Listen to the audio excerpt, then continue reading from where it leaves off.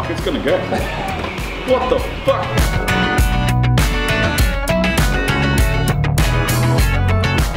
Welcome back. I'm here in Auckland today, picking up the tyres for the new wheels. And of course, here to film Superlap on Sunday. So I'm staying with Barend over the weekend. Yeah. And have a few things I need to do to his MX-5 before tomorrow. But yeah, let's look at his secret plans. No, don't show him the plans. Luckily the wing is not up there, and that's the secret sauce. So. Oh yes. Yeah, the secret sauce. The stage 2 wing. The stage 2 wing, yeah, because I'm greedy and I want my wang now. So I got something interim coming. So. Oh cool. Yeah. So you reckon, well, if you're lucky by final round, we'll have some sort of aero? Hopefully, yeah. So what is the plan for today with the car? So as the car stands now, it hasn't even been washed since the last round. Nothing's been done at all. So I've driven it in here and I've parked it, and that's where it stood. So maybe today is really all I need to do is actually wash it, to be honest. And then I'll just do a little bit of a check over, make sure everything's fine, fluids and things.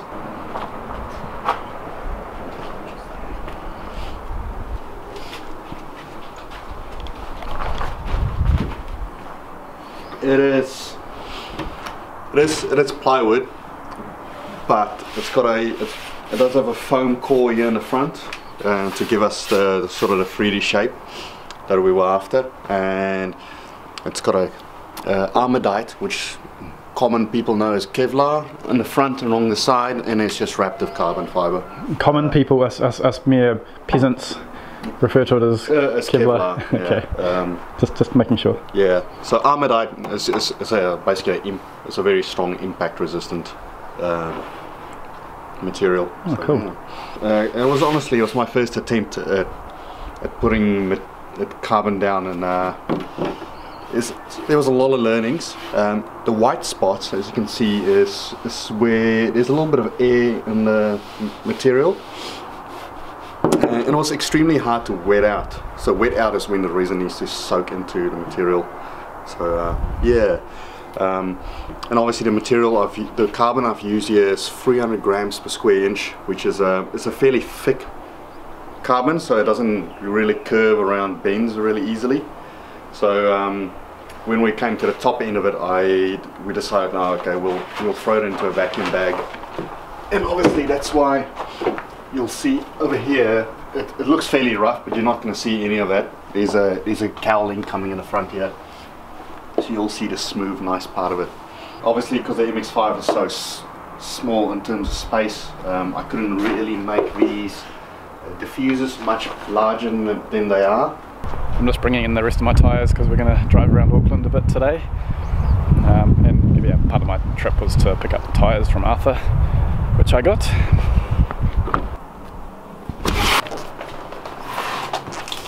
Yeah, so I know I said I was going to do a semi-slick on the new wheels, but money talked, and I rate the Westlakes quite highly. Can't go wrong with the price on these.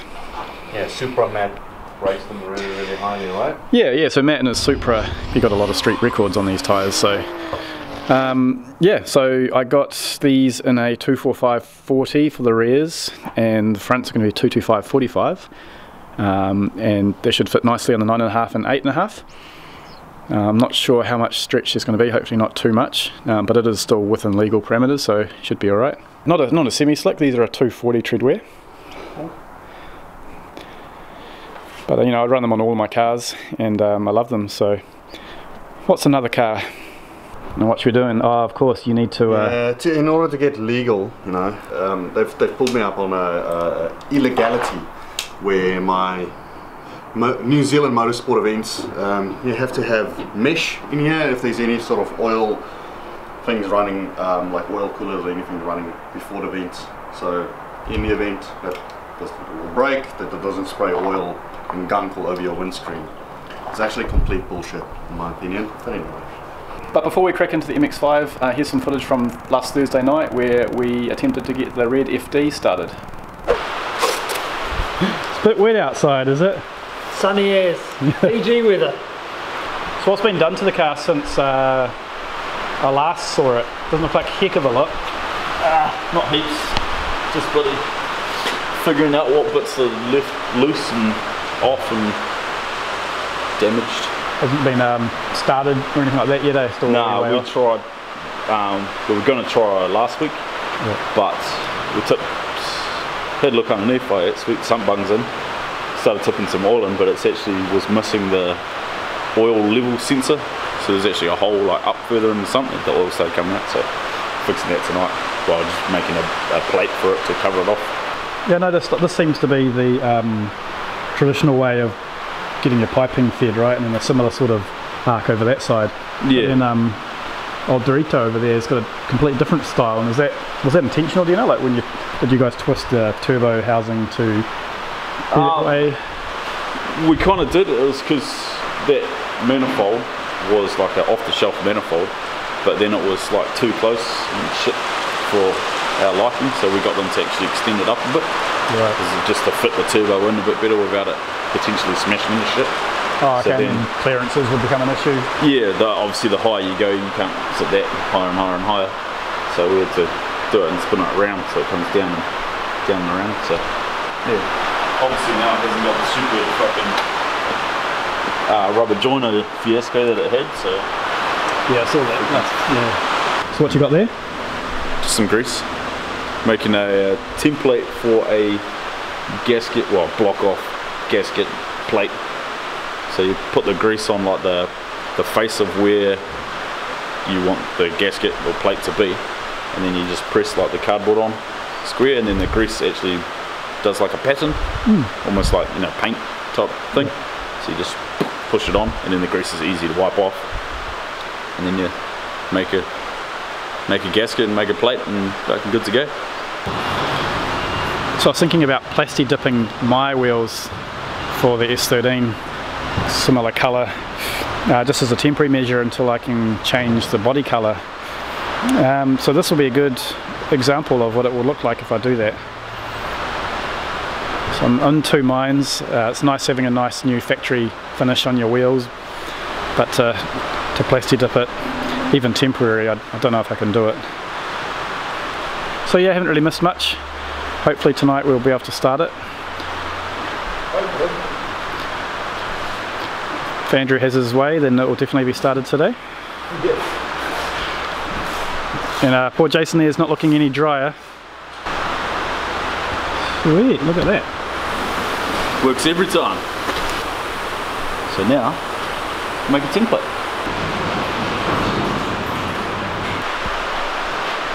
It's not usually the way to do this, but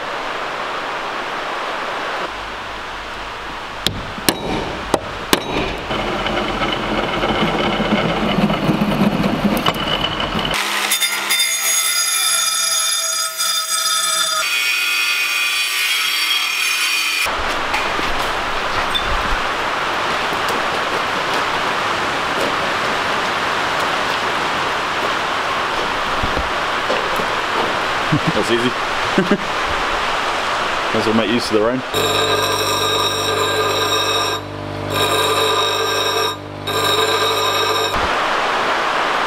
Done. Need some fucking sealer or a gasket. So a friend of mine that watches the videos and was really disappointed that he didn't get to test drive the FD before I sold it. He was like, oh, so how much do you think the red FD will go for when they're ready to sell it? It's like, what? They go for that much? It's like, yeah bro, they're fucking expensive. What are you doing? Never really was good at school making rails. Moby Dick heat shield, eh? Alright, so oil's going in and hopefully not leaking this time. Any leaks down there, Andrew? Yep. It's leaking air. Leaking air, excellent. Into the atmosphere. Done, Andrew? I don't know how much oil's in it. I don't know. A little bit. Oh yeah, it's got a dipstick. These dipstick out of the... Oh, we need to lower it. Actually, these come with a like an oil level sensor. Are you serious? That's quite funny. I was going to say something to him, I thought I'd better shut up. We just want to make sure it's going to get all pressure. Yeah. Do you want to open it? No, I'm not thank you. No, I just want it to do something on here. Dip it again, eh? Got oil pressure. This fire extinguisher is pretty famous. It's been in our photos of every car that we've started out, and it's usually sitting about here. Let's fucking see if it goes.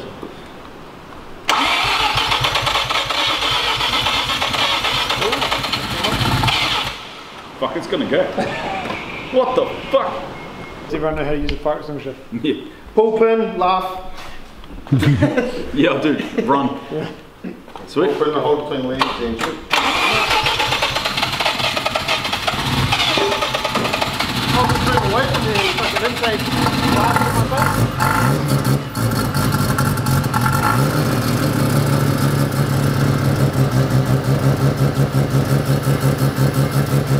I'm holding the gas tank. It is bridgeported. That sounds good. That sounds Got really fucking strong, eh? mega oil pressure. That's good. Like it was right around the gauge. That's good. How much throttle are you giving it to keep that? Like an 8. Oh yeah. Fuck, I was actually surprised when it started. Me? So the plugs that I plugged in that I thought were right were obviously right. And the ones that are left out are obviously alright to be left out. Not needed to be there. You should have seen us. We spent like an hour going. It's a screen with a black wire. So that answers that question about whether it was bridge ported or extend ported or nothing ported. Definitely bridge ported. Sounded really strong. Solid, eh? Yeah, I feel like it's just. I'm quite stoked about it. Well done, boys. That's fucking awesome. It sounds decent. It's a fresh rebuild, wasn't it? Fresh rebuild around for it. Like 4 or 5 years.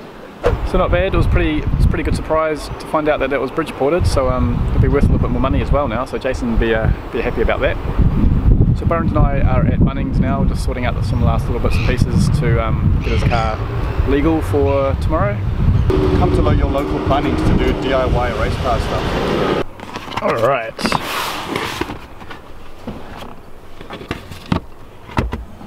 Hello.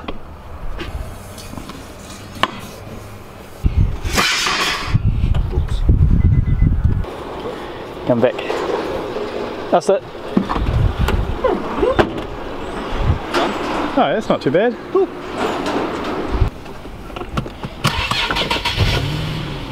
Sweet as. Piece of cake. Alright, so first up is to mesh in the vents. And all we're using for this is it's basically insect wire, eh? This is insect mesh or insect.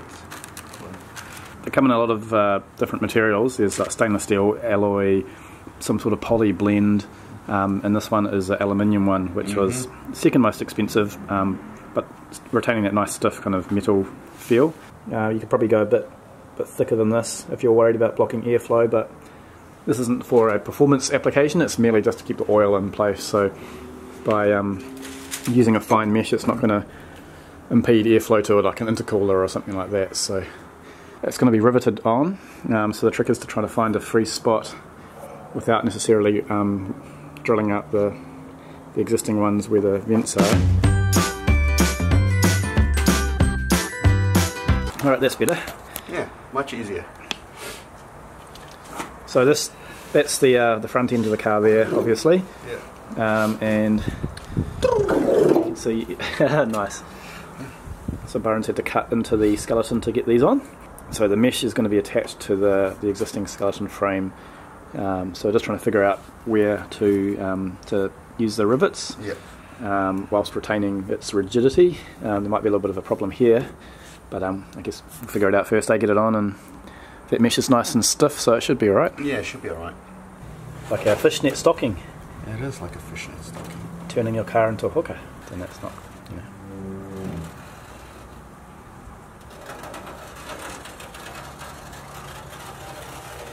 Good old kitchen scissors seem to do the trick on this material. Yeah. So this is kind of the idea here. So just folded the edges there to give it a bit more stiffness, I guess, prevent tearing for when it's when the riv nuts go through. Yeah, the nuts just. Oh yeah, the rivets. Yeah. Oh, did I say riv nuts? Yeah. Yeah, rivets. Sorry. Rivets, yeah.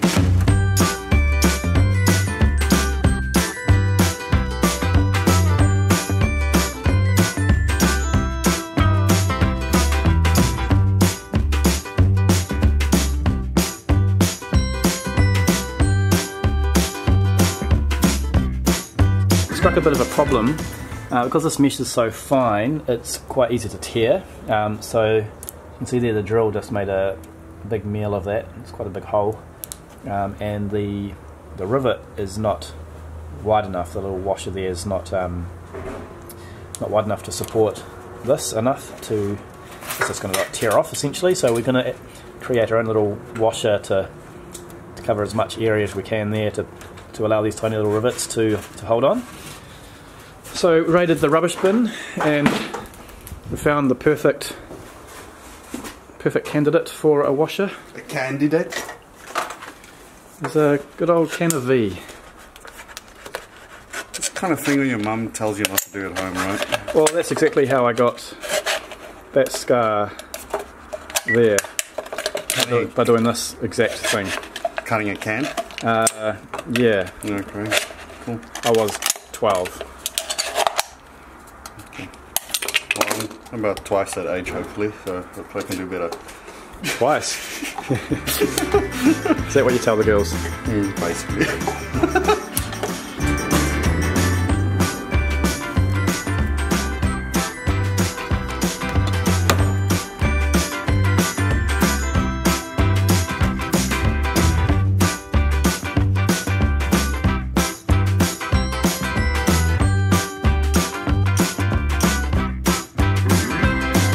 So that's looking good. Just need to do the same on this side and then we'll be good to go.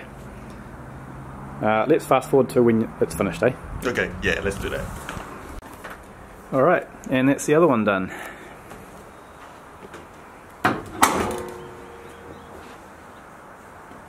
Yeah. There we go. Schedule A guys will be happy now. Sorry, Schedule SL. Just, yeah. Which is, I think they use a Schedule A ruling for this Schedule anyway. A ruling, but Schedule SL is our aero schedule. Superlaps. Superlaps. There's more than one lap, isn't there? So of course the other option to doing this insect mesh is to go back to the year 2000 and six-pack, man. get yourself one of these. I've got no idea where this comes from. Yeah, it looks aged, eh? It looks Yeah. like it's been sitting in the sun since the year 2000. Yeah, But, I've got no idea where this comes from. I think Matt would like this. Auto Technica. Anyway, $60 whoever paid for this. So next job is to paint the exhaust tips. Having a mild steel here, it's rusted when it was sitting outside for a little bit. So I'll just yeah, mask off the bumper and going to paint the bits that are exposed, eh? You're not going to worry about painting the whole lot. No, just yeah. Pretty it up until you get a diffuser to hide it all.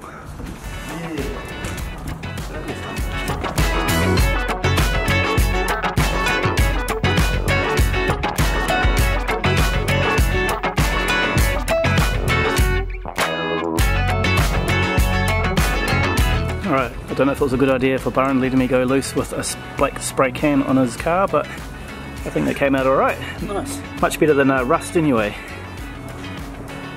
That's pretty much it for prep work as far as the MX-5 goes. So we'll just give it a quick clean and then we'll go pick up the Ranger, load her on the trailer, and we'll be all ready for Superlap tomorrow. All the neighbours are washing their cars.